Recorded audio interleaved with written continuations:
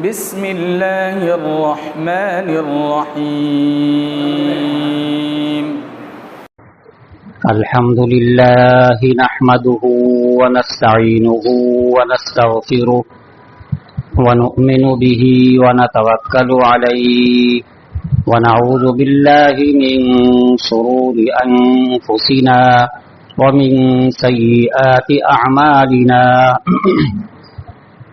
من يهده الله فلا مضل له ومن يضلله فلا هادي له ونشهد أن لا إله إلا الله وحده لا شريك له ونشهد أن سيدنا وسندنا وإمامنا ومولانا محمدا عبده ورسوله أرسله بالحق بشيرا ونذيرا وداعيا إلى الله بإذنه وسراجا منيرا وصلى الله تعالى على خير خلقه سيدنا محمد وآله وسلم تسليما كثيرا كثيرا أما بعد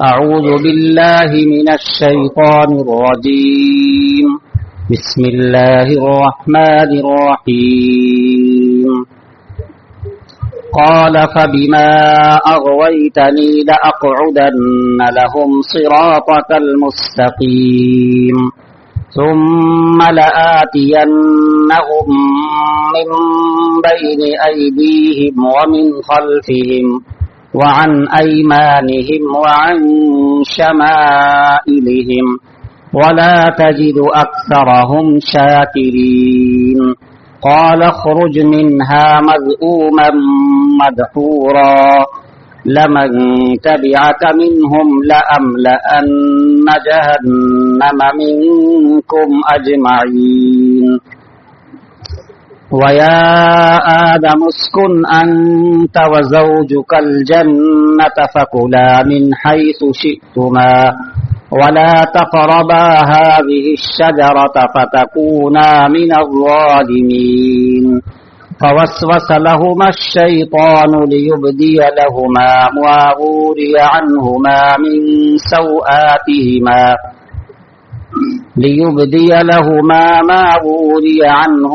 من سوآتهما وقال ما نهاكما ربكما عن هذه الشجرة إلا أن تكونا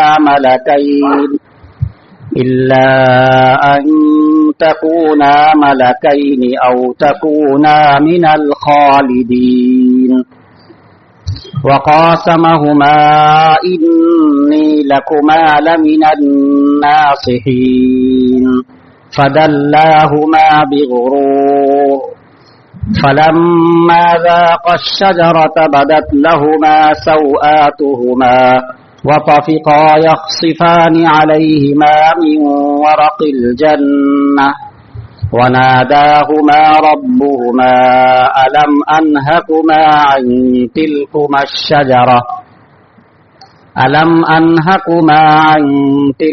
الشجرة وأقل لكما إن الشيطان لكما عدو مبين قالا ربنا ظلمنا أنفسنا وإن لم تغفر لنا وترحمنا لنكونن من الخاسرين قال اهبطوا بعضكم لبعض عدو ولكم في الأرض مستقر ومتاع إلى حين قال فيها تحيون وفيها تموتون ومنها تخرجون صدق الله العظيم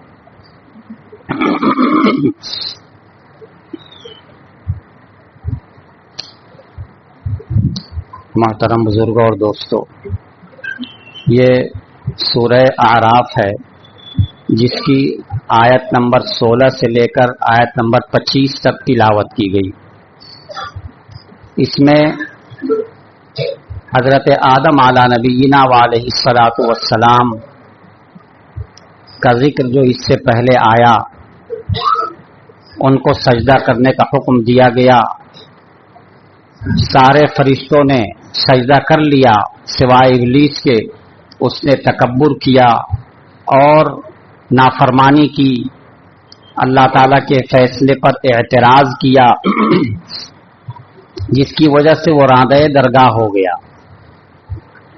راندۂ درگاہ ہو جانے کے بعد اس نے ایک مہلت مانگی اور یہ کہا انظرنی الی یوم یبعثون، اے میرے رب آپ مجھے مہلت دے دیجئے، جب سب لوگ اٹھائے جائیں گے دوبارہ اس وقت تک کے لیے مہلت دے دیجئے۔ اللہ تعالیٰ نے اس کی دعا سن لی، مہلت دی، لیکن مہلت کب تک دی اس کے لیے بتا دیا کہ جو تم مانگ رہے ہو جس وقت تک کے لیے اس وقت تک تو نہیں، البتہ ہمارے علم ہے کہ ہم کب تک کے لیے مہلت دے رہے ہیں، ایک معین مدت تک کے لیے مہلت دے رہے ہیں، یعنی قیامت تک کے لیے۔ جب اس نے دیکھا کہ اللہ تعالیٰ نے میری دعا سن لی، میری دعا قبول کر لی اور مجھے مہلت مل گئی، اب اس کو جو اس کا ارادہ تھا، جو اس کی نیت تھی، اس نے اس کو کھل کر کے ظاہر کر دیا، اس کا ذکر اس میں آ رہا ہے۔ اب وہ کیا کہتا ہے اللہ تعالیٰ سے؟ قالا، جو آج پڑھی جا رہی، فبما اغویتنی لاقعدن لهم صراطک المستقیم، کہ چونکہ مجھے آپ نے آدم کی وجہ سے راندۂ درگاہ کر دیا، اسی کو سجدہ کرنے کا حکم آپ نے دیا تھا، میں نے نہیں کیا، تو اس کی وجہ سے مجھے راندۂ درگاہ کر دیا گیا، ملعون کر دیا گیا، لعنت برسا دی گئی، تو مجھے برباد کر دیا گیا، مجھے ہلاک کر دیا گیا، تو اب میں بھی اس کو نہیں چھوڑوں گا، اب میں بھی اس کو نہیں چھوڑوں گا، اور اب تو مہلت مل گئی ہے، زندگی لمبی مل گئی ہے، میں اپنی پوری زندگی اس لمبی مدت میں جہاں سے بھی ہو سکے گا میں اسے گمراہ کرتا رہوں گا۔ تو وہ قسم کھا کر کے کہتا ہے فبما اغویتنی لاقعدن لهم صراطک المستقیم، اے میرے رب جس طریقے سے آپ نے مجھے گمراہ کر دیا، ہلاک کر دیا، برباد کر دیا، راندۂ درگاہ کر دیا، تو آپ کے اس گمراہ کر دینے کی قسم میں ضرور بالضرور ان لوگوں کے لیے، یعنی ان آدم اور آدم کی اولاد کے لیے، میں آپ کے سیدھے راہ پہ بیٹھ جاؤں گا۔ جس طریقے سے ڈاکہ ڈالنے والے راستے پہ بیٹھ جاتے ہیں کہ کسی گزرنے والے کو موقع دیکھ کر کے اس کا سب کچھ لوٹ لیں، اس طریقے سے میں جو آپ کا سیدھا راستہ ہے بالکل اس راستے پہ بیٹھ جاؤں گا، اور بیٹھنے کے بعد میں ان کے ایمان پر ڈاکہ ڈالتا رہوں گا، ان کے ایمان کو صحیح سلامت رہنے نہیں دوں گا۔ جس طرح انہوں نے مجھے جنت سے یہاں سے نکلوایا ہے، میں بھی ایک ایسا کام کرتا رہوں گا کہ یہ بھی جنت میں نہ جا سکیں، ان کو بھی میں نکلوا کر رہوں گا۔ یہ اس نے قسم کھا کر کے اللہ تعالیٰ کے سامنے کہا فبما اغویتنی لاقعدن لهم، لاقعدن کا معنی میں ضرور بالضرور ان کے لیے بیٹھ جاؤں گا راستے میں، صراطک المستقیم جو آپ کا سیدھا راستہ ہے، جس پہ نیک لوگ چلتے ہیں، اچھے لوگ چلتے ہیں، آپ کا بنایا ہوا راستہ، اس راستے پہ میں بیٹھ جاؤں گا اور ڈاکہ ڈالتا رہوں گا، سب کے ایمان کو، سب کے عقیدے کو، سب کے اعمال کو چھینتا رہوں گا، لوٹتا رہوں گا۔ دیکھیے کتنا بڑا اس نے وعدہ کر لیا اور کتنا بڑا عہد اس نے کر لیا کہ میں ایسا ضرور بھی ضرور کروں گا۔ اس آیت میں تو بتایا کہ میں بیٹھ جاؤں گا، دوسری آیت ثم لآتینہم من بین ایدیہم، پھر میں آؤں گا ان کے پاس، کہاں سے؟ من بین ایدیہم، ان کے سامنے سے، آگے سے، ومن خلفہم، ان کے پیچھے سے، وعن ایمانہم، ان کے دائیں سے، وعن شمائلہم، اور ان کے بائیں سے، ہر طرف سے آ کر کے بہتاؤں گا، جس کو کہتے ہیں چوطرفہ حملہ کروں گا، کسی ایک طرف سے نہیں کہ دوسری طرف سے وہ نکل کے بھاگ جائے، دائیں سے، بائیں سے، آگے سے، پیچھے سے، ہر طرف سے حملہ کروں گا۔ اب آگے پیچھے دائیں بائیں ہر طرف سے تو انسان کہاں بچ پائے گا، کس قدر سخت طریقے سے اس نے گھیرے میں لیا ہے، اور اللہ تعالیٰ کے سامنے بہت پکا وعدہ کیا ہے کہ میں ایسا کروں گا، سامنے سے اور پیچھے سے۔ مفسرین فرماتے ہیں سامنے سے مراد ہے دنیا کی ساری چیزیں، اس میں بہکاتا رہوں گا، پیچھے سے مراد ہے آخرت کی سب چیزیں، آخرت کی چیزوں میں पढ़ने नहीं दूंगा, लगने नहीं दूंगा, आखिरत की चीज से हमेशा हटाता रहूंगा। वान ऐमानिहिम, दाएं से मुराद ये है कि नेकी से हमेशा रोकता रहूंगा, और शमाइल बाएं से मुराद कि गुनाहों की लज्जत उसके सामने लाता रहूंगा, गुनाहों को मुज़य्यन करके सामने पेश करता रहूंगा, इंसान गुनाहों में लगा रहेगा। जब ये बात है तो अब इंसानों को भी, जैसे किसी को मालूम हो जाए कि हमारा दुश्मन इस तरह तैयारी कर रहा है, तो ये भी तैयारी शुरू कर देता है। भाई वो इस तरह कर रहा तो मैं भी इस तरह करूंगा, अपने बचाव के लिए भी ऐसा करूंगा और उस पर हमला करने के लिए भी करूंगा इंसान। तो यहाँ पर जब शैतान ने जो कुछ कहा, अल्लाह सुब्हानहू व तआला उसको बयान कर रहे हैं। अल्लाह ताला का ये बयान करना हमारे लिए एक बहुत बड़ी नेमत है। इसलिए बयान कर रहे हैं कि हमको पता चल जाए कि हमारा दुश्मन क्या क्या चाह रहा है, क्या क्या सोच रहा है और कैसी तैयारी कर रहा। अगर दुश्मन की तैयारी का हमें पता न हो तो फिर हम कैसे दिफा करेंगे, हम कैसे उस पर हमला कर पाएंगे।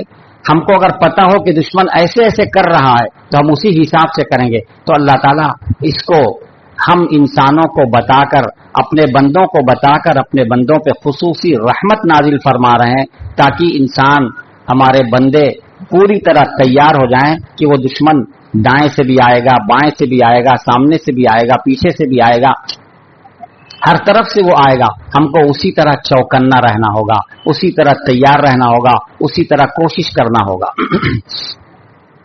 बहुत से मुफस्सिरीन ने इसमें यह भी नुक्ता निकाला है कि 4 जिहतों का उसने जिक्र किया है, सामने से और पीछे से, दाएं से और बाएं से मैं आऊंगा।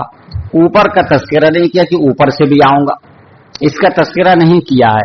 तो मुफस्सिरीन फरमाते हैं कि ये भी अल्लाह ताला का करम है कि अल्लाह ताला की रहमत ऊपर से उतरती है, अपने बंदों पर अल्लाह ताला की रहमत ऊपर से उतरती है। तो अल्लाह ताला की रहमत और इंसान के दरमियान वो हायल नहीं हो सकता है, वो रोक नहीं सकता है, बीच में नहीं आ सकता है। इसलिए ऊपर का कोई तस्करा नहीं किया, या तो उसने तस्करा करना ही वो भूल गया, तस्करा ही नहीं कर सका, या ये कि वो इस पर कुदरत ही नहीं रखता है कि ऊपर से जो अल्लाह ताला की रहमत उतर रही है उस रहमत के दरमियान और इंसान के दरमियान वो रुकावट बन जाए, इसकी ताकत नहीं रखता। अगर इसकी ताकत वो नहीं रखता है तो समझिए अल्लाह ताला का खुसूसी करम, अल्लाह ताला की खास रहमत अब इस पर हो गई कि दाएं से आ सकता है, बाएं से आ सकता है, आगे से आ सकता है, पीछे से आ सकता है। ऊपर की तरफ से जो अल्लाह ताला की रहमत उतर रही है उस रहमत के रोकने में रुकावट नहीं बन सकता है। जब अल्लाह की रहमत को रोकने में रुकावट नहीं बनेगा तो इंशाअल्लाह इंसान सिर्फ इरादा कर ले तो कामयाब हो जाएगा। इरादा कर ले इसलिए कि अल्लाह की रहमत तो ऊपर से आ रही है अल्लाह की रहमत ऊपर से आ रही है और ऊपर से ये रोकने के लिए ये इसको कुदरत नहीं है या उस पर वो पूरी तरह कादिर नहीं है, लिहाजा इंसान अपने आप को रोकना चाहे शैतान के दुश्मनी से, उसके बहकावे से, तो रोक सकता है। नामुमकिन इसके लिए नहीं है और बहुत ज्यादा मुश्किल इसके लिए नहीं है, इसलिए ऊपर की रहमत इसके लिए। इस आयत का जो आखिरी हिस्सा है, ये 17वां नंबर आयत है, इसका आखिरी हिस्सा है, इस पे आपको खुसूसी तवज्जो देना है। इस आयत में जैसे उसने बताया कि मैं आगे से, पीछे से, दाएं से, बाएं से आऊंगा, आने के बाद उसका नतीजा क्या होगा, मैं जब डाका डालूंगा, डकैती करूंगा, इनका ईमान लूटूंगा, इनकी तौहीद लूटूंगा, इनका सब कुछ करूंगा, तो इसका नतीजा क्या होगा वो भी वो बता देता है। कहता है वला तजीदु अक्सरहुम शाकिरीन, या अल्लाह आप उनमें से अक्सर लोगों को, ज्यादातर लोगों को देखिएगा कि वो आपके शुक्र करने वाले नहीं होंगे। इतना बड़ा दावा उसने कर लिया, इतनी बड़ी तैयारी उसने कर ली, मैं ऐसा ऐसा करूंगा, ऐसा ऐसा करूंगा, और उसका नतीजा आप ये देखिएगा वला तजीदु अक्सरहुम शाकिरीन, अक्सर लोगों को आप देखिएगा कि वो आपके शुक्रगुजार, आपके फर्मा बरदार नहीं हो पाएंगे। ये उसने कितना बड़ा दावा कर लिया। इंसान सुन करके इंसान को तो बहुत ज्यादा गुस्से में आ जाना चाहिए और फौरन से तैयार कर लेना चाहिए अपने आप को कि अच्छा उसका ये इरादा है कि हम शुक्रगुजार नहीं होंगे, हम तय करते हैं कि आज से हम हमेशा शुक्र ही करें। अब हमको ये तैयारी कर लेना चाहिए और हमको ये कहना चाहिए, अल्लाह ताला ने इसीलिए इसको जिक्र किया है वला तजीदु अक्सरहुम शाकिरीन, आप उनमें से अक्सर को शुक्रगुजार नहीं पाएंगे।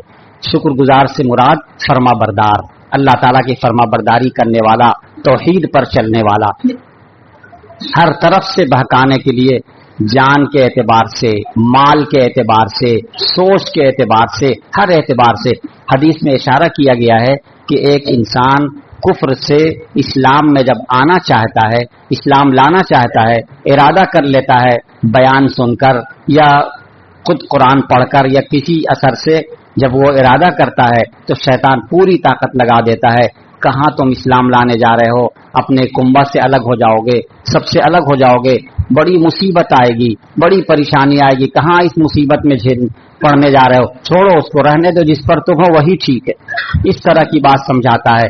لیکن اللہ تعالیٰ کی رحمت جو اوپر سے آنے والی ہے، جہاں سے وہ رکاوٹ نہیں بنتا ہے، اگر آدمی پکا ارادہ کر لیتا ہے تو کامیاب ہو جاتا ہے، اور اگر پکا ارادہ نہیں کیا، ڈھلمل ہوا، ڈگمگا گیا، تو پھر وہ ختم ہو جاتا ہے۔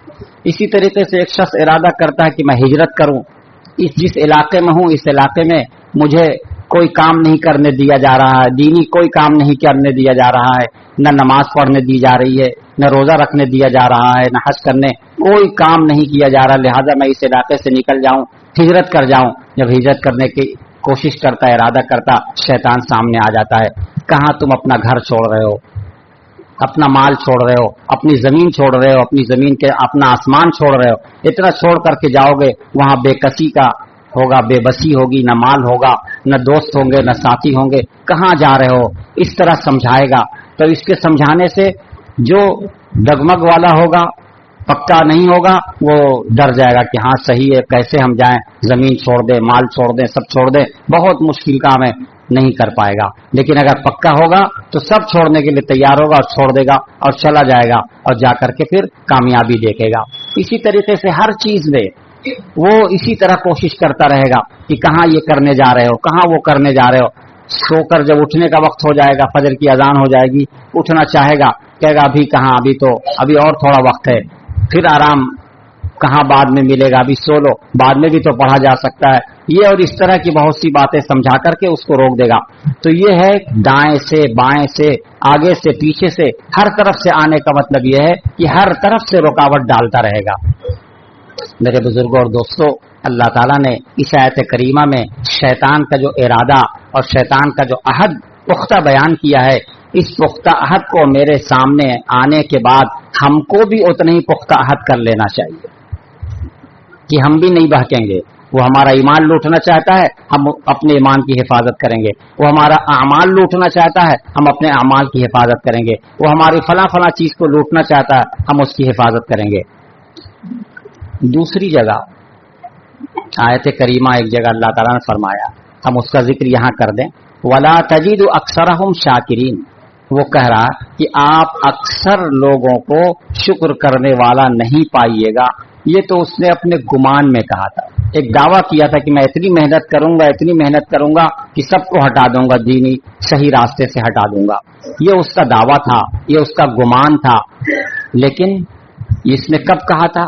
جب حضرت آدم علیہ السلام کی پیدائش کا وقت تھا، اس وقت جب انسان ابھی دنیا میں نہیں آئے تھے، اس وقت کی بات ہے، اس نے یہ کہا تھا۔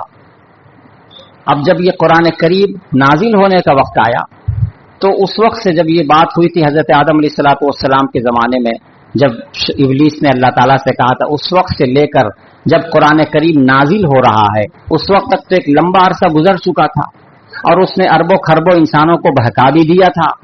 تو اس وقت اللہ تعالیٰ نے قرآن کریم میں یہ آیت نازل فرمائی، وَلَقَدْ صَدَّقَ عَلَيْهِمْ إِبْلِيسُ ظَنَّهُ۔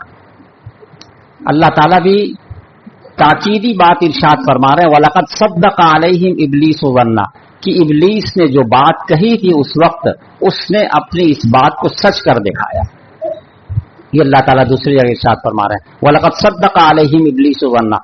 ابلیس نے جو اس کا گمان تھا، جو اس کا خیال تھا، جو اس کا ارادہ تھا، اس نے اپنے ارادے کو پکا کر کے اس پہ عمل کر کے دکھا دیا، اور صحیح معنوں میں اکثر لوگ گمراہ ہو گئے۔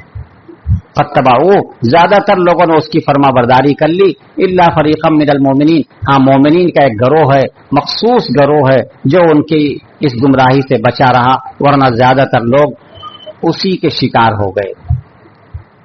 ان دونوں باتوں کو سن کے، ایک تو اس کا یہ ارادہ کہ آپ اکثر لوگوں کو نافرمان پائیں گے، دوسری طرف اللہ تعالیٰ کا یہ فرمان بھی آ گیا کہ وَلَقَدْ صَدَّقَ عَلَيْهِمْ إِبْلِيسُ ظَنَّهُ، ابلیس نے اپنے گمان کو سچ کر دکھایا اور واقعی اپنے ارادے میں اور اپنے عمل میں اتنا پکا ثابت ہوا کہ زیادہ سے زیادہ لوگوں کو صحیح معنوں میں اس نے گمراہ کر دیا۔ یہ سن کر کے ہم کو تو خون کے آنسو رونا چاہیے کہ وہ ارادے میں کامیاب ہوا اور ہم ارادے میں کامیاب نہیں ہو پا رہے ہیں۔ بات سمجھ میں آ رہی؟ ہم کو اب یہ سوچنا ہے کہ وہ اپنے ارادے میں کامیاب ہو گیا، وہ پوری محنت کر کے اتنا دور چلا گیا، ہمیں اتنے دور لے کے چلا گیا۔ آج جب ہم یہ آیت سن رہے ہیں، یہ بات سن رہے ہیں، تو آج سے ہم یہ عہد کرتے ہیں کہ ہم بھی اپنے آپ کو اتنا ہی مضبوط کریں گے، ہم بھی اپنا ارادہ مضبوط کر رہے کہ ہم اس کے بہکاوے میں نہیں آئیں گے۔ اور جس طریقے سے اس نے ہم کو ہمارے وطن اصلی سے ہم کو نکال دیا، ہمارے اپنے گھر سے نکال دیا، ہم پھر اپنے گھر میں جانا چاہتے ہیں تو پھر جانا چاہتے ہیں تو اس کے لیے اسی طرح کی تیاری کرنی ہوگی، ورنہ وہ نکال دیا تو ایسا نہ ہو کہ ہم دوبارہ نہ جا سکیں۔ ہم کو دوبارہ پھر اپنے گھر میں پہنچنا ہے، اپنے گھر میں پھر پہنچنا ہے تو اس کے لیے محنت کرنی ہوگی، کوشش کرنی ہوگی، اور دشمن کا ساتھ نہیں دینا ہوگا بلکہ دشمن سے الگ رہنا ہوگا، اس کے خیالات، اس کے ارادوں سے الگ ہونا ہوگا، تو پھر ہم اپنے وطن پہنچ پائیں گے، ورنہ ہم ہمیشہ ہمیشہ کے لیے اپنے وطن سے محروم ہو سکتے ہیں۔ اللہ تعالی ہم سب کی حفاظت فرمائے۔ اس نے بہت محنت کی، حضرت آدم علیہ السلام سے لے کر کے اس زمانے تک اس نے بہت محنت کی اور محنت میں لگا ہوا ہے، وہ تھکتا نہیں ہے، وہ تھکتا نہیں ہے، اکتاتا نہیں ہے، لگا رہتا ہے، آخری حد تک کوشش کرتا رہتا ہے اور کبھی بھی وہ مایوس نہیں ہوتا ہے۔ جیسے کہ ہم کسی کو سمجھاتے ہیں تو سمجھاتے ہمارا جملہ ہوتا ہے، ہم تو سمجھاتے تھک گئے۔ ہم جب کسی کو سمجھاتے تو ہمارا جملہ یہ ضرور ہوتا، ہم سمجھاتے تھک گئے، ہم تو اس سے پریشان ہو گئے، ہم تو عاجز آ گئے۔ ہم لوگوں کے ساتھ یہ جملہ ہوتا ہے، حالانکہ ہم چند بار سمجھاتے ہیں مگر کہتے ہیں ہم تھک گئے، چند بار سمجھاتے ہیں کہتے ہیں ہم عاجز آ گئے، لیکن وہ مسلسل کیے جا رہا ہے اور آج تک یہ نہیں کہتا کہ ہم اکتا گئے، آج تک یہ نہیں کہتا کہ ہم تھک گئے، آج تک یہ نہیں کہتا کہ ہم عاجز آ گئے، لگا ہوا ہے، لگا رہتا ہے، اپنے ضروریت کو لگا دیتا ہے، بلکہ محنت کرتے اتنا آگے بڑھ جاتا ہے کہ کچھ انسانوں کو لے کر بھی لگا دیتا ہے اسی کام میں۔ جس انسانوں کے لیے وہ لگا ہوا ہے، کچھ انسانوں کو اتنا تیار کر لیتا ہے کہ انسانوں کو بھی اپنا ہمنوا بنا لیتا ہے اور اپنے مشن میں جو وہ چاہتا ہے اسی مشن میں انسانوں کو بھی لگا دیتا ہے کہ چلو تم بھی ہمارے چیلے ہو، تم بھی کام کرو۔ اس طرح محنت کرتا ہے، تھکتا نہیں، اکتاتا نہیں، گھبراتا نہیں، عاجز نہیں آتا۔ ہم چند مرتبہ سمجھا کے تھک جاتے ہیں، چند مرتبہ سمجھا کے اکتا جاتے ہیں، چند مرتبہ سمجھا کے کہتے ہیں کہ ہم عاجز آ گئے۔ حضرت آدم علیہ نبینا علیہ السلام جنت میں تھے، ابلیس کو رادہ درگاہ کر دیا گیا تھا، یہ بہکانا چاہتا تھا، بہت کوشش کرتا تھا کہ کس طرح کریں، کیسے کریں، تو وہ کیسے اس نے بہکایا آدم علیہ السلام کو، کیسے ان تک پہنچا، آگے کی آیات میں اس کا ذکر آ رہا ہے کہ کیسے اس نے کیا تھا۔ فرماتے ہیں کہ جب اس نے اللہ تعالیٰ سے یہ کہا کہ میں ایسا کروں گا اور ایسا کروں گا اور ایسا کروں گا، تو اللہ تعالیٰ نے فرما دیا تھا اخرج منہا مذموما مدحورا، تم یہاں سے نکل جاؤ، تم بہت ہی برے حال میں ہو، تمہاری مذمت کی جا رہی ہے، تمہاری سختی کے ساتھ تمہاری برائی بیان کی جا رہی ہے، اور مدحورا تم کو دھتکار دیا جا رہا ہے، بالکل دھتکار دیا جا رہا ہے، تم نکلو یہاں سے، تم نے تکبر کیا اور ایسا کیا اور ایسا کیا، اس لیے اب تم یہاں سے نکلو، دھتکار دیا گیا اس کو۔ اور جو اس نے کہا کہ میں ایسا کروں گا اور ایسا کروں گا، تو اللہ تعالیٰ فرماتے ہیں آگے کہ اگر تم نے ایسا کیا اور کسی نے تمہاری بات مان لی اور تمہاری بات مان کے تمہاری راہ پہ چل پڑا، تو سن لو وہ میرا کچھ نہیں بگاڑے گا، وہ بگاڑے گا تو اپنا ہی بگاڑے گا۔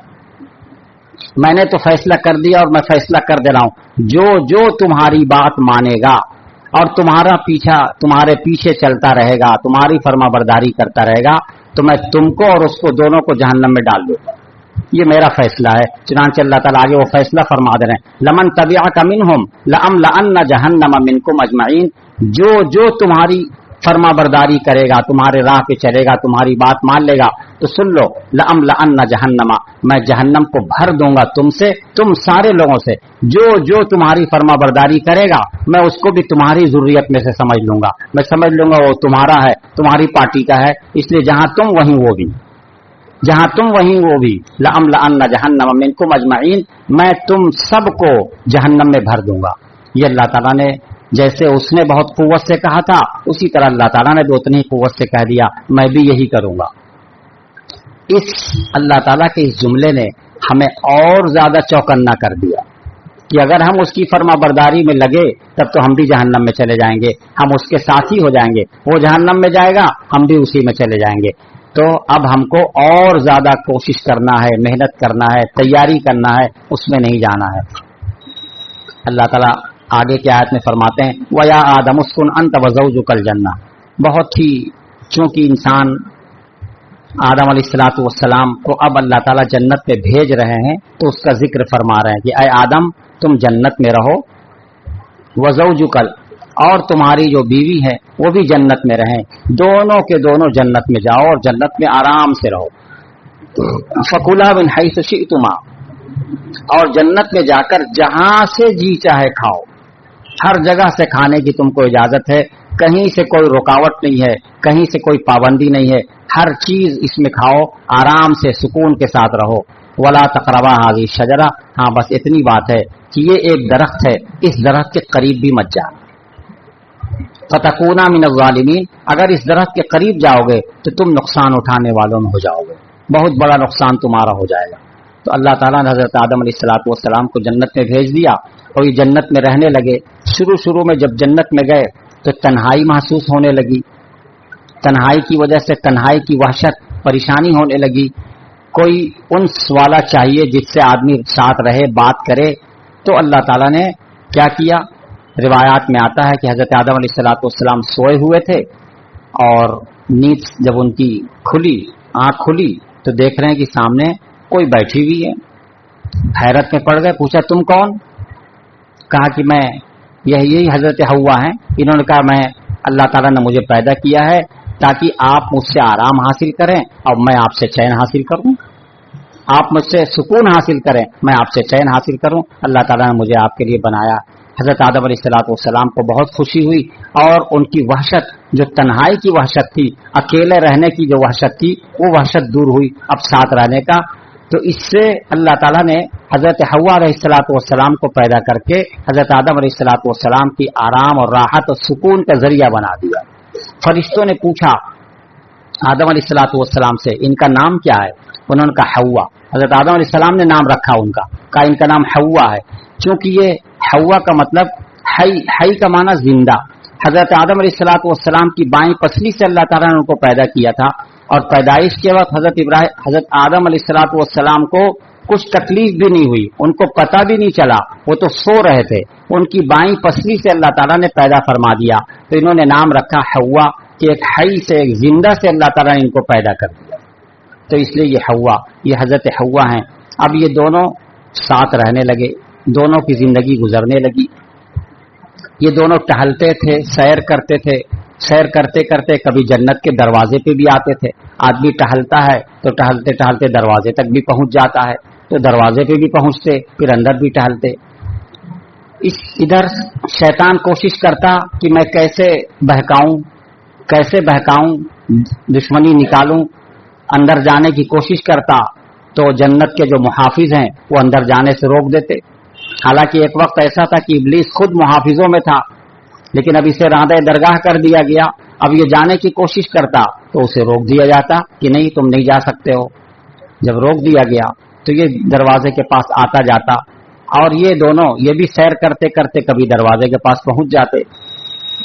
تو ایک مرتبہ ابلیس نے سن لیا حضرت آدم علیہ السلام سے کہ وہ یہ فرما رہے ہیں کہ یہ جنت اتنی اچھی جگہ ہے، اتنی اچھی جگہ ہے، یہاں ہمیشہ رہنے کو مل جائے تو کتنی اچھی بات ہوگی، یہاں ہمیشہ رہنے کو مل جائے تو کتنی اچھی بات ہوگی۔ یہ بات سن لی، بس اس نے کہا کہ اچھا ایک راستہ ہمیں مل گیا ہے، اب اسی راستے سے ہم کو ان کو بہکانا ہے، یہ چاہتے ہمیشہ رہنا، یہ ان کی خواہش ہے، اب ہم کو اسی راستے سے بہکانا، یہ اس نے سوچا۔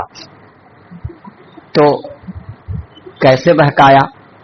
दो तरह की रिवायत है, हम उस ज्यादा तफसील में नहीं जाना चाहते, बस इतनी बात बताना है कि एक रिवायत ये बताती है कि सांप जो पहले उसकी टांगें ऊंट की तरह थी, बहुत ही खूबसूरत जानवर शुमार किया जाता था, जानवरों में सबसे ज्यादा खूबसूरत इसी को समझा जाता था और लोगों में इसकी मकबूलियत भी बहुत थी।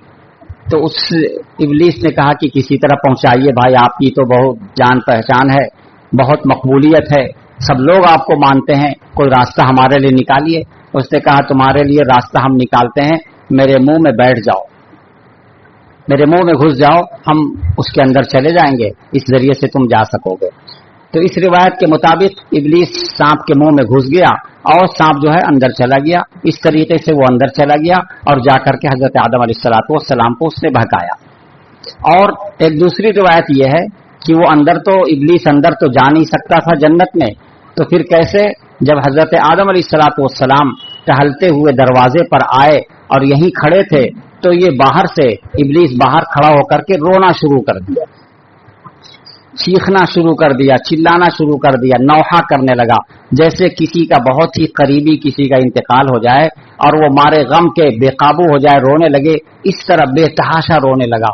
ऐसा रोया, ऐसा रोया, ऐसा रोया कि हजरत आदम अलैहिस्सलाम को रहम आ गया और खुद उनको भी रुलाई आ गई, रुलाई, इसकी रुलाई देख करके उनको भी रुलाई आ गई। फिर वो पूछने लगे क्या हुआ है भाई, बात क्या है, क्यों इतना रो रहे हो, हुआ क्या है? तो उसने कहा असल में मैं आप ही की वजह से रो रहा हूँ, मुझे जो गम है वो आपकी वजह से गम है। कहा अच्छा मेरी वजह से गम है, क्या मसला है, मेरी वजह से गम है?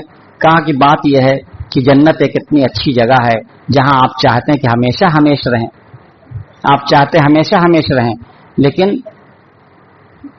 फला दरख्त जो है अगर आप हमेशा हमेशा रहना चाहते हैं तो वो दरख्त में से आपको खाना पड़ेगा, आप खा लेंगे तो आप जो है हमेशा हमेशा रह पाएंगे, और जब तक वो नहीं खाएंगे तो हमेशा हमेशा नहीं रह पाएंगे। असल में अल्लाह ताला आपको हमेशा हमेशा जन्नत में रखना नहीं चाहते हैं, इसीलिए उसको खाने से मना कर दिया,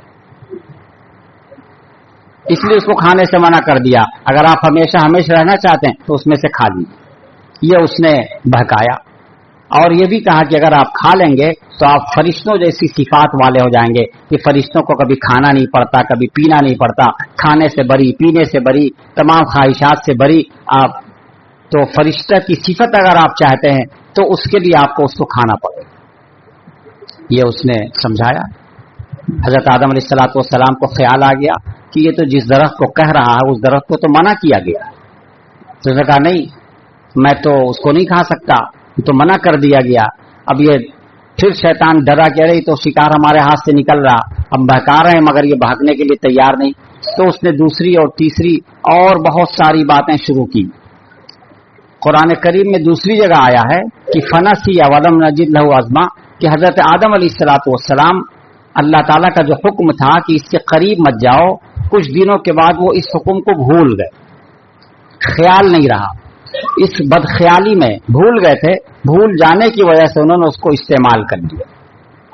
इधर शैतान मुसलसल वसवसा डालता रहा, मुसलसल बहकाता रहा, रास्ते निकालने की तदबीर करता रहा, रो रो करके अपने आप को ऐसा करता रहा। और सिर्फ इतना ही नहीं, उसने कसम खाया, अल्लाह ताला की कसम खा करके कहा कि मैं आपका खैर खा हूं, आपकी खैर खाही में सब कुछ कह रहा हूं। अल्लाह के नाम की कसम खा दिया। अल्लाह के नाम की कसम खा करके जब उसने कहा तो हजरत आदम अलैहिस्सलाम ने सोच लिया कि ये कोई भी अल्लाह का नाम लेके झूठ नहीं बोल सकता, और उस वक्त तक कभी कोई झूठ बोला भी नहीं था, खासतौर से अल्लाह का नाम लेकर के कभी कोई झूठ नहीं बोला था। यहाँ पर अल्लाह का नाम लेकर के कसम खा करके उसने झूठी कसम खा करके कहा। हजरत आदम अलैहिस्सलाम इस झूठी कसम से धोखे में आ गए, इस झूठी कसम से धोखे में आ गए। और फिर एक वक्त ऐसा आया कि उस वक्त में आपने उस दरख्त को इस्तेमाल कर लिया, और सिर्फ आप ही ने नहीं, पहले तो हजरत हव्वा ने और उसके बाद हजरत आदम अलैहिस्सलाम ने। आगे की आयत बताती हैं कि जैसे ही उस दरख्त को इस्तेमाल किया, दरख्त को इस्तेमाल करते ही आपके जिस्म पर जो लिबास था नूर का लिबास था, وہ لباس فوراً اتر گیا. جیسے ہی قرآن میں یہاں جو لفظ استعمال کیا گیا ہے فلما ذاق الشجرہ، ذاقہ کا معنی چکھنا، گویا ابھی پوری طرح کھایا بھی نہیں تھا، صرف چکھا تھا، چکھتے ہی لباس اتر گیا. اور لباس اترتے ہی مفسرین فرماتے ہیں کہ حضرت آدم علیہ الصلوۃ والسلام نے اب تک اپنے سطر کی جو جگہ ہے جس کو ہم شرمگاہ کہتے ہیں، شرمگاہ کو اب تک انہوں نے دیکھا ہی نہیں تھا. اب تک ان کو شرمگاہ ہونے کا پتہ تک نہیں تھا. نورانی لباس تھا، جنت میں زندگی گزر رہی تھی، نہ پیشاب کرنا، نہ پخانا کرنا، نہ کچھ. جیسے ہی اس کو چکھنا تھا کہ جسم سے لباس اتر گیا، اور لباس اترتے ہی اپنے آپ کو ننگا محسوس کرتے ہی پریشانی شروع ہو گئی. فوراً دوڑنے لگے، بھاگنے لگے، یہاں سے بھاگتے ہوئے دوسرے کسی باغ میں چھپنا چاہے. جب وہاں جانے لگے تو حدیث میں آتا ہے کہ آپ کا قد بہت لمبا تھا، جیسے لمبی کھجور کا درخت ہوتا ہے وہ اتنا اس قدر لمبا آپ کا قد تھا، اور آپ کے سر کے بال بھی بہت بڑے بڑے تھے. جب اس باغ میں آپ گھبراہٹ میں، پریشانی میں، اپنے بے پردگی میں پردہ کرنے کے لیے بھاگے دوڑے تو سر میں جو بال تھے وہ درخت میں الجھ گئے، اس میں پھنس گئے. اب آگے جا نہیں پا رہے تھے آپ. تو آپ نے درخت سے کہا کہ مجھے چھوڑ دو، جلدی سے مجھے چھوڑ دو، جانے دو. اس نے کہا یہ تو میں نہیں کر سکتا، نافرمانی ہوئی ہے اس لیے میں تو چھوڑ نہیں سکتا. ادھر سے اللہ تعالیٰ کی طرف سے آواز آ رہی ہے کہ اے آدم، میں نے جتنی نعمتیں جنت میں آپ کے لیے رکھی تھیں درست و جائز، کیا وہ آپ کے لیے کافی نہیں تھی کہ آپ اس میں چلے گئے اور اب بھاگ رہے ہیں؟ کیا مجھ سے بھاگ رہے ہیں؟ تو انہوں نے کہا یا اللہ آپ سے نہیں بھاگ رہے ہیں، میں اپنی گناہوں پہ شرمندہ ہوں، شرمندگی ہے، اس شرمندگی میں ادھر سے ادھر کر رہا ہوں. پھر درخت کے پتے لے کر کے اپنے چھپانے لگے، پردہ کرنے لگے. یہ کیفیت پیدا ہوئی اور بڑی شرمندگی ہوئی حضرت آدم علیہ الصلوۃ والسلام کو کہ ایک نافرمانی کیا ہوئی کہ لباس اتار دیا گیا. اور شیطان کی ایک بہت بڑی چال تھی، اس کی کوشش یہی تھی کہ جنت سے بھی نکلوانا ہے اور سب سے پہلے بے پردہ کر دینا. شیطان کی ایک بہت بڑی کوشش انسانوں کے سلسلے میں یہ ہوتی ہے کہ ہم ان کو بے پردہ کر دیں. یہ بہت بڑی کوشش ہوتی ہے. آج جب ہم غور کریں گے تو ہم کو غور کرنے سے پتہ چلے گا کہ شیطان اپنے اس پروگرام میں کتنا کامیاب ہے، اپنے اس مشن میں کتنا کامیاب ہے. بے پردہ کرنے کی جو محنت اس کی شروع دن سے جو ہوئی ہے، اس دن میں اور آج کے دن میں وہ محنت کرتے کرتے کرتے کرتے زیادہ سے زیادہ تر لوگوں کو بے پردہ کر دیا، بے پردگی میں بہت آگے بڑھ گیا. یہ ان آیات سے ہم کو بہت کچھ سبق ملتا ہے، بہت کچھ رہنمائی ملتی ہے کہ شیطان نے دشمنی میں کہاں سے کہاں تک آگے کیا، جس کو اس میں فرماتے ہیں فوسوس لہم الشیطان. تو شیطان نے ان کو وسوسہ دیا، بہکایا. بہکانے میں کیا کیا اس کے مقاصد تھے، وہ مقصد کو سنیے. یہی مقصد کو سننے کی کوشش کیجیے. اس لیے کہ ہم لوگ تو اتنا سنتے ہیں شیطان دشمن ہے بہکاتا ہے، شیطان دشمن ہے بہکاتا ہے، لیکن بہکانے کا مقصد اس کا کیا ہوتا ہے؟ اللہ تعالیٰ فرما رہے ہیں کہ اس نے وسوسہ دیا. کیوں؟ لیبدی لہما ما وری عنہما من سوآتہما، تاکہ ان دونوں کے سامنے وہ پردہ کی چیز کو ظاہر کر دے. جو پردہ کی چیز تھی، جو چیز چھپی ہوئی تھی، جس سے خود بھی وہ ناواقف تھے، جس کو انہوں نے خود بھی کبھی نہیں دیکھا تھا. حضرت آدم علیہ الصلوۃ والسلام نے اپنے پردہ کی چیز خود بھی نہیں دیکھا تھا، اور حضرت حوا نے بھی نہیں دیکھا تھا اپنا، اور ان دونوں نے ایک دوسرے کا نہیں دیکھا تھا. تو اس نے سب سے پہلے بے پردہ کرنے کی کوشش کی تو وسوسہ دیا. کیوں؟ لیبدی لہما ما وری عنہما، تاکہ جو چیز ان کی نظروں سے چھپی ہوئی ہے، جو شرمگاہ ہے، اس کو وہ سامنے لا دے، کھول دے. وقالا، اور شیطان نے قسم کھا کر کے کیا کہا؟ ما نہاکما ربکما عن ھذہ الشجرہ، تمہارے رب نے اس درخت سے نہیں منع کیا ہے مگر اسی لیے کہ اگر تم کھاؤ گے تم فرشتوں کی صفات میں ہو جاؤ گے، اور فرشتوں کی صفات میں وہ چاہتے نہیں. او تکونا من الخالدین، یا ہمیشہ ہمیش رہنے والے میں ہو جاؤ گے، اور اللہ تعالیٰ چاہتے نہیں ہے کہ تم ہمیشہ ہمیش رہو، اس لیے منع کیا. اتنا صاف لفظوں میں اس نے کہا. اللہ تعالیٰ مزید وضاحت فرما رہے ہیں کہ وقاسمہما، اس نے قسم کھا کر کے کہا، اللہ کی قسم کھا کر کے کہا، انی لکما لمن الناصحین، میں تو نصیحت کرنے والے میں ہوں، میں تو خیرخواہی میں ہوں، بہت ہی خیر آپ کے لیے بھلائی اچھائی چاہ رہا ہوں، اس لیے میں کہہ رہا ہوں۔ یہ کہہ کر کے اس نے کھلا کر کے کیا کیا، فضلہما بغرور، پھر اس نے غرور کا معنی دھوکہ دینا، وہ دھوکہ دے کر کے آپ کو اپنی طرف مائل کر لیا اور اوپر سے گویا نیچے اتار دیا، جنت سے نیچے اتار دیا اس نے دھوکہ دے کر کے، اللہ کا نام لے کر کے۔ اللہ تعالیٰ نے جب ان سے پوچھا تھا کہ ایسا کیسے ہو گیا، اتنی جائز چیزیں ہم نے جنت میں رکھی تھی پھر بھی تم نے ایسا کیسے کر لیا، تو اس وقت حضرت آدم علیہ السلام نے ایک بات یہ بھی فرمائی تھی کہ یا اللہ میں تو کبھی سوچ بھی نہیں سکتا تھا کہ اللہ کا نام لے کر بھی کوئی جھوٹ بول سکتا ہے، میں تو کبھی یہ سوچ نہیں سکتا تھا کہ اللہ کا نام لے کر بھی کوئی جھوٹ بول سکتا ہے۔ اور واقعی حضرت آدم علیہ السلام کے لیے بالکل یہ نئی بات تھی کہ اللہ کا نام لے کے کوئی جھوٹ بول دے، یہ تو ہو نہیں سکتا، اس لیے میں دھوکہ کھا گیا۔ آج کے زمانے میں اگر ہم لوگ غور کریں تو آج کے زمانے میں بھی ایک راستہ نکال لیا گیا ہے، جھوٹ بولنے والا جھوٹ بولتے بولتے جب دیکھتا ہے کہ اب ہم پر اعتماد ختم ہو رہا، ہماری بات نہیں مانی جا رہی، تو بیچ میں اللہ کا نام لے لیتا ہے، اللہ کا نام لاتا ہے، اور اللہ کا نام لینے کی وجہ سے بہت سے لوگ سوچتے ہیں کہ اللہ کا نام لے رہا آپ کو ماننا پڑے گا، چنانچہ وہ مان لیتے ہیں، بعد میں پتہ چلتا صاحب وہ بھی جھوٹ تھا، وہ بھی دھوکہ تھا۔ تو یہ شیطانی طریقہ ہے، شیطان نے سب سے پہلے اللہ کا نام لے کر کے جھوٹی قسم کھائی تھی، اور وہی طریقہ ابھی بھی بہت سے انسان لے کر کے چل رہے ہیں۔ کیوں؟ اس لیے کہ ہم نے ابھی بتایا کہ شیطان بہکانے میں اتنا آگے بڑھ گیا ہے کہ بہت سارے انسانوں کو اپنے مشن میں لگا دیا، اپنے ہی طریقے میں لگا دیا۔ اس کو فرما رہے ہیں وقاسمہما، اس نے قسم کھا کر کے ان دونوں سے کہا کہ میں آپ لوگوں کے لیے خیرخواہی کر رہا ہوں، فضلہما بغرور، پھر اس نے دھوکہ دے کر کے فریب دے کر کے اپنی طرف مائل کر لیا۔ فلما ذاقا الشجرہ، جب ان دونوں نے درخت کو چکھا، ابھی چکھا ہی تھا، اس میں اشارہ ہے کہ پوری طرح کھانے کی نوبت ہی نہیں آئی تھی، صرف چکھا ہی تھا کہ چکھتے ہی یہ لباس اتر گیا۔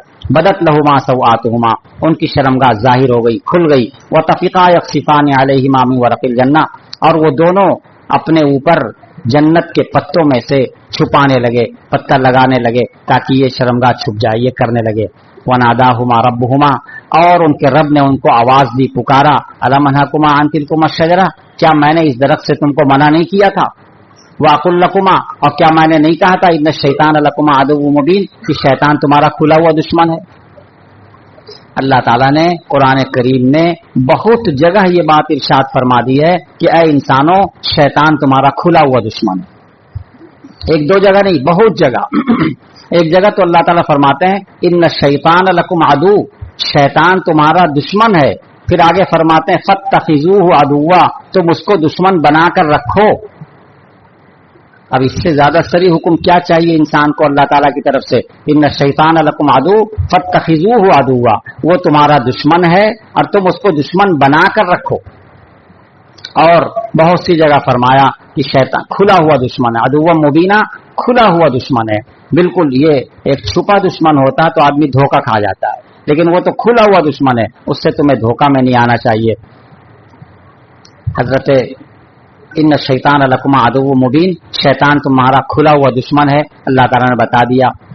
اللہ تعالیٰ کو حضرت آدم علیہ السلام کو جب شرمندگی ہوئی اور شرمندگی میں رونے لگے تو اللہ تعالیٰ نے ان پر رحم فرمایا اور ان کو کچھ کلمات سکھا دیے کہ آپ اس طرح مانگیے، اس طرح توبہ کیجئے تو آپ کی توبہ قبول کر لی جائے گی۔ چنانچہ اللہ تعالیٰ نے جو سکھایا اس کا ذکر آ رہا ہے۔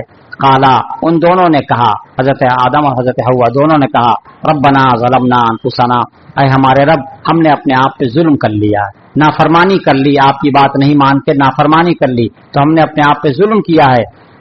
وَإِن لَّمْ تَغْفِرْ لَنَا وَتَرْحَمْنَا، اگر آپ ہماری مغفرت نہیں کریں گے، ہم پر رحم نہیں کریں گے، لَنَكُونَنَّ مِنَ الْخَاسِرِينَ، تو ہم تو گھاٹے والوں میں ہو جائیں گے۔ یہ اللہ تعالیٰ نے یہ خود یہ کلمہ ان کو سکھا دیا، اور حضرت آدم علیہ السلام اس کو مانگتے رہے، بار بار دونوں مل کر بار بار یہی مانگتے رہے، ربنا ظلمنا انفسنا وَإِن لَّمْ تَغْفِرْ لَنَا وَتَرْحَمْنَا لَنَكُونَنَّ مِنَ الْخَاسِرِينَ۔ جب یہ مسلسل دعا کرتے رہے تو اللہ تعالیٰ نے ان کی دعا قبول کر لی، ان کی توبہ قبول کر لی۔ یہ دعا وہ ہے جو قبول ہو چکی ہے. ربنا ظلمنا انفسنا وان لم تغفر لنا وترحمنا لنکونن من الخاسرین. یہ دعا کون سی دعا ہے؟ جو قبول ہو چکی ہے. جب قبول ہو چکی ہے تو اب اس کو ہم کو مانگنے میں کیا دیر ہے؟ ایک مضمون ہے جو تیار کر کے اللہ تعالیٰ نے دے دیا کہ اس مضمون کو اس طرح پیش کرو ہمارے سامنے تو یہ منظور ہو جائے گا، یہ درخواست منظور ہو جائے گی. تو درخواست منظور ہونے کا مضمون اللہ تعالیٰ نے خود دے دیا. اب یہ درخواست منظور ہو چکی ہے. اب جو بھی اس کو پیش کرے گا اپنے رب کے سامنے اس کی درخواست قبول ہو جائے گی. لہذا ہم سے گناہ ہوتا ہی رہتا ہے، ہو ہی جاتا ہے. تو کیسے دعا گناہ سے توبہ کیسے کریں؟ توبہ کرنے کا مضمون اللہ تعالیٰ نے سکھا دیا، ہمارے بابا حضرت آدم کو سکھا دیا. اب اسی کو لے کے ہم کو بھی چلنا. ہم سے بھی گناہ ہو جا رہا، ہم سے بھی نافرمانی ہو جا رہی ہے. توبہ کرنے کا راستہ اللہ تعالیٰ بتا دیے. ہم اندازہ کرتے ہیں کہ سب کو یہ دعا یاد ہی ہوتی ہے. ربنا ظلمنا انفسنا وان لم تغفر لنا وترحمنا لنکونن من الخاسرین. یہ دعا سب کو یاد ہوتی ہے. اگر خدا نخواستہ اس مجلس میں کوئی ایسے صاحب ہوں جن کو یہ دعا یاد نہ ہو تو ان کو ابھی یاد کر لینا چاہیے، بلا تاخیر اس کو یاد کر لینا چاہیے. ربنا ظلمنا انفسنا وان لم تغفر لنا وترحمنا لنکونن من الخاسرین یاد کر لینا چاہیے. اور جن جن حضرات کو یاد ہے اور اکثروں کو یاد ہی رہتی ہے وہ جب اس کو مانگیں تو دھیان سے مانگیں. بے دھیانی سے بس صرف زبان پہ لا دیا دل خالی ہے تو اس سے فائدہ نہیں ہوتا ہے. فائدہ اسی وقت ہوتا ہے جب زبان و دل ایک ہوں. زبان و دل ایک ہوں تو فائدہ ہوتا ہے. زبان پہ کچھ ہے دل میں کچھ ہے تو وہ اثر دکھائی نہیں دیتا.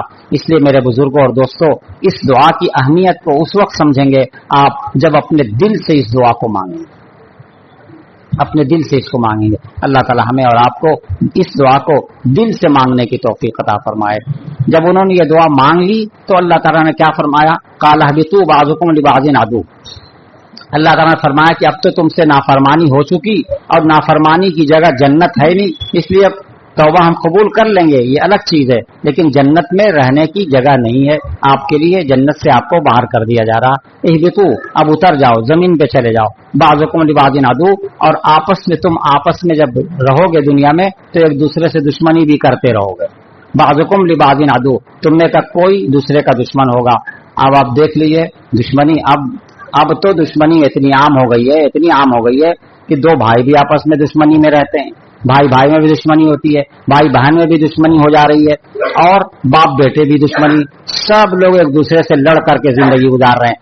آج شادی ہوئی کل سے لڑائی شروع ہو، اتنی جلدی دشمنی ہو جاتی ہے. اب بہت سی جگہ تو صاحب شادی سے پہلے ہی سے لڑائی شروع ہو جاتی ہے، مگر کچھ مجبوری رہتی ہے کہ شادی کرنے پر مجبور بھی رہتے ہیں. لڑائی ہوئی ہے پھر بھی شادی کر رہے ہیں. تو ابھی تو دشمنی ایسی عام ہو گئی ہے کہ پوچھیے مت، سب ایک دوسرے کے دشمن ہو گئے.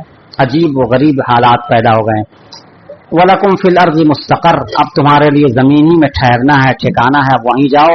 وَمَتَاعٌ إِلَىٰ حِينٍ، اب کچھ دن تک زمین پہ جا کے کچھ دن تک فائدہ اٹھانا ہے، پھر اس کے بعد لوٹ کے پھر ہمارے ہی پاس آنا. آخری آیت جو تلاوت کی گئی تھی 25 نمبر، اس میں فرماتے ہیں قال، اللہ تعالیٰ فرمائے فیہا تحیون، اسی زمین میں تم اب زندگی گزارو گے. وفیہا تموتون، اور اسی میں تمہاری موت آئے گی. ومنہا تخرجون، اور اسی سے تم کو پھر ہم اٹھایا جائے گا. ہم لوگ دفن کرنے کے وقت قرآن کریم کی ایک آیت پڑھتے ہیں منہا خلقناکم وفیہا نعیدکم ومنہا نخرجکم تارۃ اخری. یہ آیت کریمہ ہے سورہ طٰہٰ کی، اس کو ہم پڑھتے ہیں. اسی طرح کا بالکل وہی مضمون اس آیت میں ہے. فیہا تحیون، اسی زمین میں تم زندگی گزارو گے، زندہ رہو گے. وفیہا تموتون، اور اسی زمین میں تمہاری موت آئے گی. ومنہا تخرجون، اور اسی زمین سے پھر تم کو اٹھایا جائے گا، تم کو نکالا جائے گا. گویا اب یہ زمین ہی سب کچھ ہمارے لیے ہو گیا، سب کچھ اب یہی ہے. ہاں، ہمارا وطن اصلی جو جنت ہے جہاں سے ہمارے ابا جان آئے ہیں، اگر اس جگہ کو حاصل کرنا ہے تو اس جگہ کو حاصل کرنے کے لیے شیطان کو دشمن بنانا ہوگا، شیطان سے دشمنی کرنی ہوگی، شیطان کے طریقے کو چھوڑنا ہوگا، اس طریقے سے الگ ہونا ہوگا، اور اللہ تعالیٰ نے جو راستہ بتایا ہے اس راستے پہ اپنے آپ کو لگانا ہوگا. تو انشاءاللہ وہ وطن اصلی، اپنا وطن جو ہے وہ پھر ہمیں مل جائے گا. آج اس دنیا میں کسی کی اپنی زمین کوئی دوسرا آدمی لے لیتا ہے، ہڑپ کر لیتا ہے یا دعویٰ کرتا ہے تو انسان کیا کرتا ہے؟ دوڑتا ہے، کوشش کرتا ہے، دوڑتا ہے، جا کے پھر سے درخواست دیتا ہے کہ یہ زمین ہماری ہے، اس نے ہڑپ کر لیا، اس نے قبضہ کر لیا، یہ کوشش کرتا رہتا ہے. اور ہر طرف سے جہاں جہاں سے راستہ اس کو نظر آتا ہے تمام راستوں کو اپناتا ہے اور اپنا کر کے محنت کر کے کوشش کرتا ہے کہ کسی طرح وہ چیز میں حاصل کر. یہ دنیا میں یہ ہوتا رہتا ہے. بس یہی ایک نظیر ہے, سمجھ لیجئے کہ ہم اپنے وطن اصلی سے اس وقت نکال دیے گئے ہیں اپنی غلطی کی وجہ سے. لہذا اب ہم کو پوری زندگی کوشش کرنا کیسے اس کو حاصل کر لیں, پوری زندگی کوشش کرنا کیسے حاصل کر لے. اس کے لیے اپلیکیشن کرنا ہے. یہی اپلیکیشن ہے ربنا ظلمنا انفسنا وان لم تغفر لنا وترحمنا. جہاں جہاں غلطی ہو جائے بس اسی کو دہراتے رہیں, اسی کو کرتے رہیں. یہی وہ درخواست ہے. یہ درخواست اگر دل سے کر دی جائے تو پھر وہ وطن اصلی ہم کو واپس مل جائے گی, ہماری اپنی زمین ہم کو مل جائے گی. اور نہیں تو پھر ہو سکتا ہے کہ ہم اس سے محروم رہ جائیں. اللہ تعالی ہم سب کو ان تمام باتوں کے سمجھنے کے اور اس کے عمل کی توفیق عطا فرمائے. درود شریف پڑھ لیجیے. اللهم صل على سيدنا ومولانا محمد كما صليت على ابراهيم وعلى ال ابراهيم. اللهم بارك على محمد وعلى ال محمد كما باركت على ال. ربنا ظلمنا انفسنا وان لم تغفر لنا وترحمنا لنكونن من الخاسرين. اللهم اعنا على ذكرك وشكرك وحسن عبادتك. ربنا ظلمنا انفسنا وان لم تغفر لنا وترحمنا لنكونن من الخاسرين. ربنا ظلمنا انفسنا وان لم تغفر لنا وترحمنا لنكونن من الخاسرين. ربنا ظلمنا انفسنا وان لم تغفر لنا وترحمنا لنكونن من الخاسرين. اللهم اعنا على ذكرك وشكرك وحسن عبادتك. رب ارحمهما كما ربياني صغيرا. رب ارحمهما كما ربياني صغيرا. رب ارحمهما كما ربياني صغيرا. رب اجعل لي مقيم الصلاة ومن ذريتي. ربنا وتقبل دعاء. ربنا اغفر لي ولوالدي وللمؤمنين يوم يقوم الحساب. وللمؤمنین یوم یقوم الحساب. یا اللہ یا ارحم الراحمین، ہم سب کے گناہوں کو معاف فرما دیجئے، ہم سب کی کوتاہیوں سے درگزر فرما دیجئے.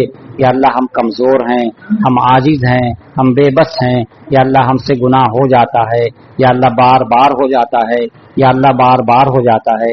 ہم ارادہ کرتے ہیں کہ گناہ نہ کریں، پھر بھی ہم سے گناہ ہو جاتا ہے. یا اللہ آپ تو معاف کرنے والے ہیں، آپ تو توبہ قبول کرنے والے ہیں. یا اللہ ہم سب کے سب آپ کے سامنے ہاتھ پھیلا کر توبہ کر رہے ہیں. یا اللہ ہماری توبہ کو قبول فرما لیجئے. یا اللہ ہماری توبہ کو قبول فرما لیجئے. یا اللہ آپ کے پاک گھر میں بیٹھ کر ہاتھ پھیلا کر مانگ رہے ہیں.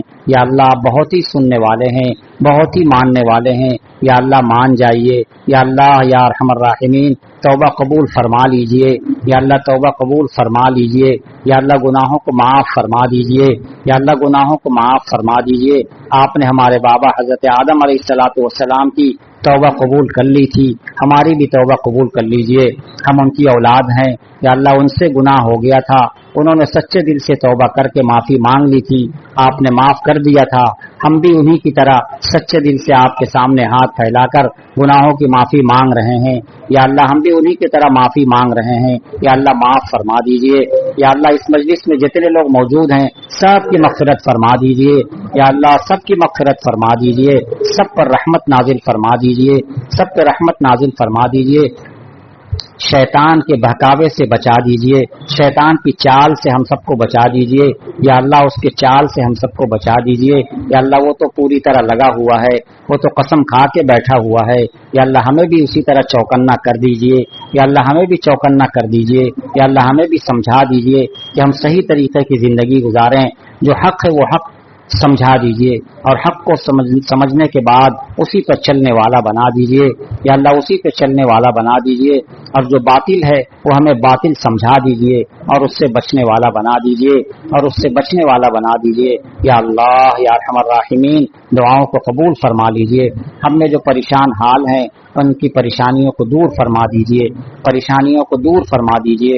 ہم میں جو بیمار ہیں بیماروں کو شفا کلی عطا فرما دیجئے، بیماروں کو شفا کلی عطا فرما دیجئے. بیماروں کو شفا کلی عطا فرما دیجیے۔ جن جن لوگوں نے جن جن مقاصد کے لیے دعا کی درخواست کی ہے ان کے جائز مقاصد میں کامیابی عطا فرما دیجیے۔ یا اللہ بہت سے لوگ بہت دنوں سے ہاسپٹل میں بھرتی ہیں، علاج ان کا چل رہا ہے، کامیابی نہیں ہو رہی ہے، دعا کی درخواست انہوں نے کی ہے، یا اللہ ان سب کو شفا کلی عطا فرما دیجیے۔ یا اللہ شفا کلی عطا فرما دیجیے، شفا کلی عطا فرما دیجیے، رحم کا کرم کا معاملہ فرما دیجیے۔ یا اللہ آپ کے دین کو، آپ کے کلمے کو بلند کرنے کے لیے جو لوگ بھی محنت کر رہے ہیں ان کی محنتوں کو قبول فرما لیجیے، انہیں ہمت عطا فرمائیے، حوصلہ عطا فرمائیے، ان کے حوصلوں کو بلند فرمائیے۔ یا اللہ استقلال نصیب فرمائیے، استحکام نصیب فرمائیے، اخلاص نصیب فرمائیے، ہم سب کی اور ان سب کی دعاؤں کو قبول فرما لیجیے۔ وصلی اللہ تعالی علی خیر خلقہ سیدنا محمد وآلہ وصحبہ اجمعین برحمتک یا ارحم الراحمین۔ لا الہ الا اللہ۔